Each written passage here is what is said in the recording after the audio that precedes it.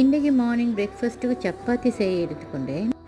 காலை சாப்பாட்டுக்கு மைதா சாப்பிடாம வேறு என்னமாலும் லைட்டாக சாப்பிடலும்னா நல்ல. பட் எங்களுக்கு எதனாலும் செய்கிறதுக்கு என்னமாலும் வேணுமேனு நினைக்க போக்குள்ள ஏதாவது செஞ்சு பட்டுடும். ஸோ எக் கறி செய்வோம்னு எடுத்தேன். தோசையும் இட்லியும் தவிர மற்ற எல்லாத்துக்குமே எக் கறி நல்லா மெச்சாகும். சாப்பாடுலண்டா எது பொருந்தும் எது பொருந்தாதுன்னு பார்த்து செஞ்சு கொள்ளலும். ஆனால் மன்சர்லண்டா அப்படி செய்யவே எங்களை புரிஞ்சு கொள்ளாத மனுஷர் தான் நிறைய இருக்கிறாங்க. உண்மைக்குமே எங்களை புரிஞ்சு கொள்ளணும்னு ஒரு நியதி இல்லை.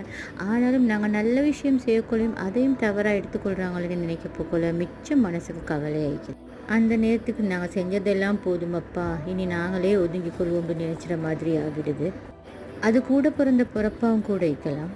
சொந்தமும் இல்லாத பந்தமும் இல்லாத மூணாவது மனுஷர் எதையுமே எதிர்பார்க்காம பழகுறாங்களோன்னு நினைக்கிது.